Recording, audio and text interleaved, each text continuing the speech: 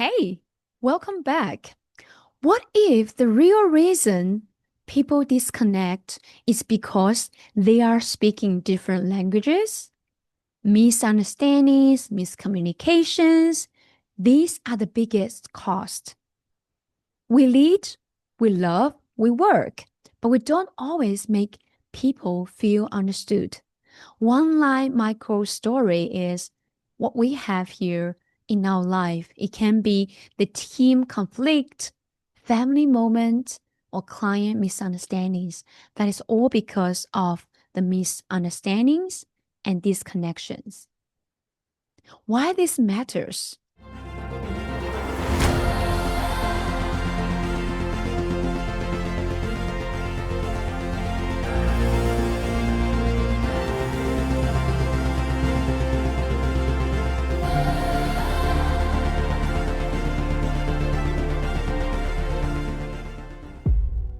Human relationships power everything. It's not just about you with your partner, it's also about you with your kids or you with your friends and colleagues. Wrong love language can cause really bad thing and impact.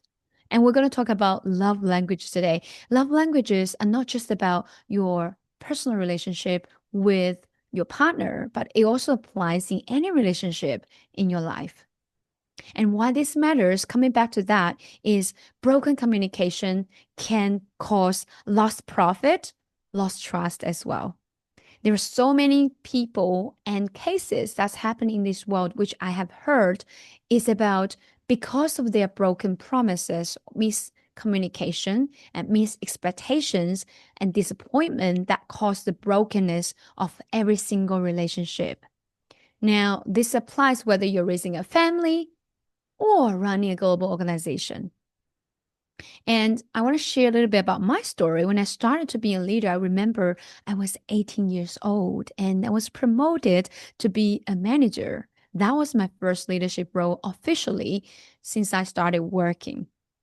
And at the beginning, I thought, you know what, being a leader is just to tell people what to do, but that's completely not the case. In fact, I even had the wrong love language used. Someone cares more about great affirmation, praise them in front of people, but some of them don't really care about that kind of stuff. They care more about the gifts or something you say, hey, this is your bonus, this is your commission. You have to get the love language correctly. And there's a moment of realization that I have. There's a team member who is a, a girl. I remember she was around 20 years old and she was struggling so much about her life. It's because she has something else going on. And I did not understand that her first language is confirmation, which is affirmation, say great things about her. But I didn't. I speak really strict words and speak at them and this person, and it ended up becoming a disaster. And that was the greatest lesson I've learned to be a leader when I was so young. I thought I was helping many people, but I wasn't. I was actually overwhelming many people. Being a leader is not just about telling them what to do. It's way more bigger and more, when I say complicated, it's simple, but it's not easy. But it's way more significant and extended than that. Now, the same love languages that transform families can transform businesses. That's what I believe. This universal human need to feel valued. Nobody doesn't want to feel valued. And appreciation is not just one size fits all. It's like we're all different humans with different backgrounds, diversities. But sometimes someone wears XS, someone wears S or XXL. Who knows? That's why we need to understand one language doesn't fit into all. Now, I'm going to share with you their love languages that you can search wherever online. it's all well known, these are the love languages. But today I want to focus on how this can implement to our business and other places of life, not just about partnership loving languages, about I love you, getting married stuff. It's much more than that.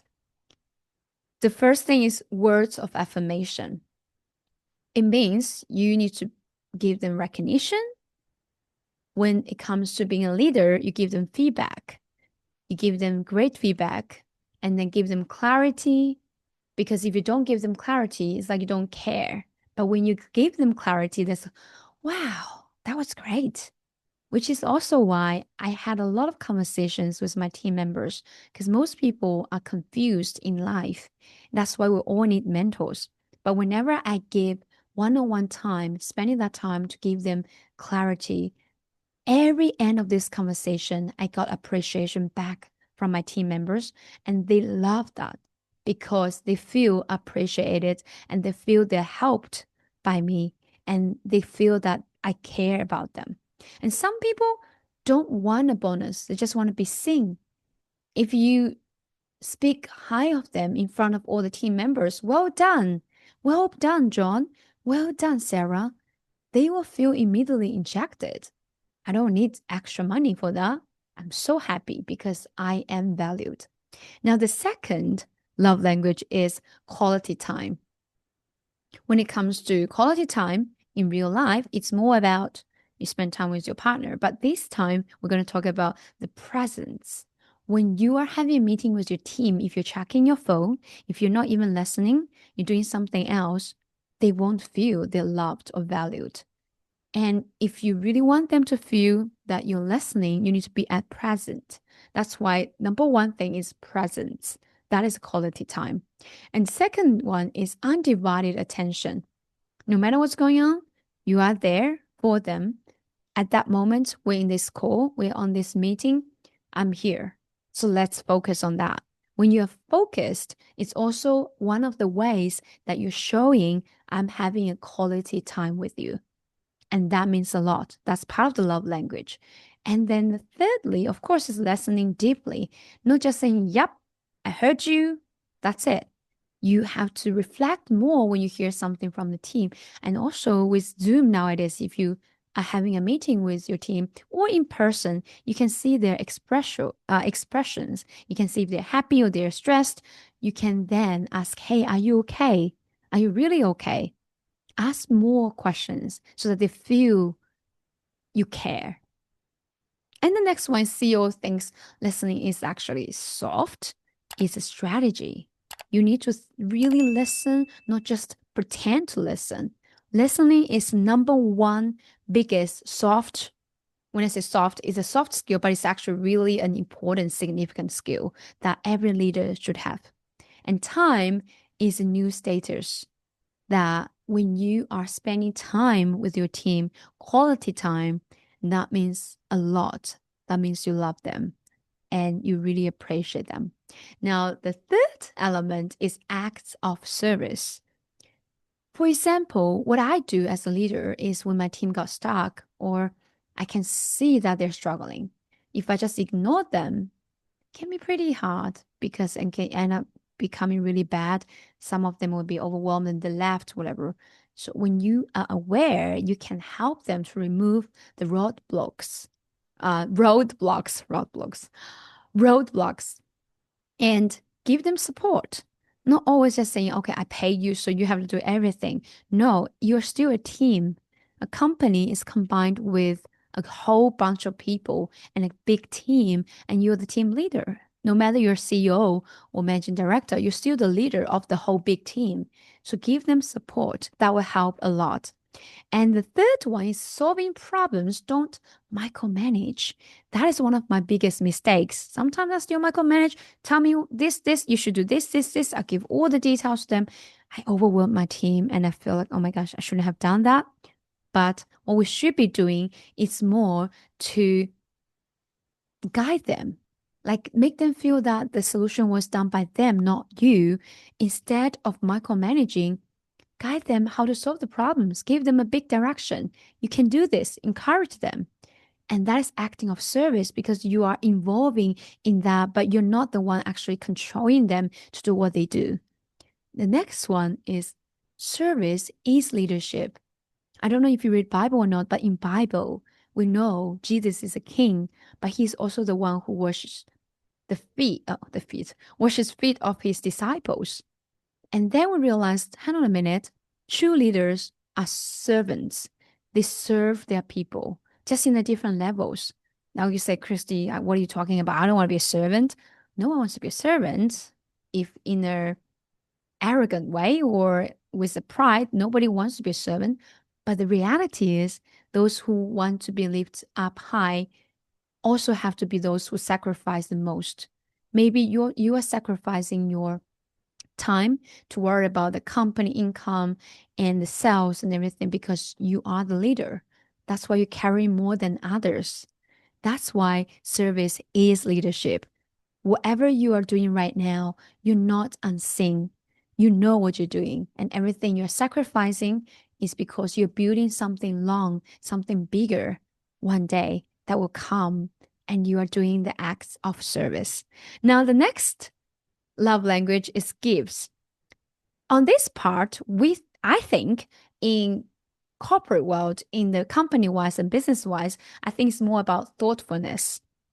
So, for example, we don't have to always spend expensive things to give the team. Well, what I do though is we have the monthly award system. If someone can get an award that month, they will get, let's say, $100 as a voucher or cash. They can buy things, something just meaningful. We can even do contribute that amount to a charity, but on behalf of that person.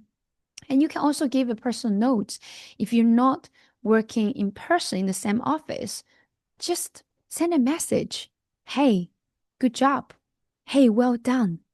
You don't have to say that all the time, but when you say that every now and then, it's very powerful. If you are a CEO, you ever been someone who works for the other CEO, another boss, you understand how amazing when you receive a note or a message from your CEO and saying, hey, well done, right? That's amazing. You feel great. Why don't you do the same thing as a gift? Well done. Thank you. Appreciate you. And then how about celebrating milestones? That can also be a great gift. People like to be celebrated. Well done. One of my team members' name is Ajay. Ajay, well done for doing that funnel. It's done. Congratulations. What an effort. Give him a certificate if you want. If not, praise him in front of people. That can be also affirmation related, but I believe that's also a way of gifts. And it shows you matter enough to remember. It shows to them that they are important. Now, the fifth love language is emotional safety. It's a business vision of touch. So what I believe is they feel they're safe to speak. You won't you won't really do something terrible if they speak the truth. They can be honest. They can have the honest communication, and they also are reliable. And you need to remember reliability builds trust. If there's no reliability in this culture, it will be a big trouble. People just start to lie because they're so scared of you. So we have to allow that environment to exist. And this is how teams go from fearful to fearless, not become disrespectful, but more honest, that they are authentic, they're willing to share all the true feelings and thoughts so that you never be cheated, be hidden from the truth. You need to know the truth. And the next love language, I believe, is universal application. So it works with, for example, works with teams, clients, partners, children, friends, and humans. Weird for connections. If you understand people, you can lead anyone. So to conclude the six love languages, it will be we have, I'm looking at it, words of affirmation, quality time, acts of service, gifts, emotional safety. That's a five love language. But the sixth one is we need to use the universal application to do this, because this love language can apply for anywhere, because we're all humans and we are all wired for connection. If you understand people, again, if you can understand people, you can lead anyone. Imagine a workplace with real appreciation. Imagine your current workplace and community that you create as a leader. It's safe, people feel loved, appreciated. They're not going to leave. In fact, they will have the same vision as you do. You lead them. Because work alone, you can only work fast. But if you want to work further, you need to work with your team, with a whole group of people. In order to work further, you have to make sure all of them are aligned with you, with your vision. And so leaders who understand different languages can be the best leader who can lead in the dynamic world. And teams that feel valued, they're more loyal, they're more innovative. It's like if you give the kids freedom to be creative, they can figure out something that you cannot even figure out by yourself. The same applies to your team. And a culture where everyone feels seen and business success equals to human success. So my encouragement for you is pick one person today, identify their love language, and change your approach for 1 week. And what you can do is small shifts, profound results. When you have that small shift, you will see profound results. And leadership is just love expressed with intention. Love is the language for everything, everyone, and every problem in this world. It's not that people are difficult. They are just speaking a different language. Learn their language, and you will change every relationship of your life. Thank you for listening, and I'll see you on the next video. Bye.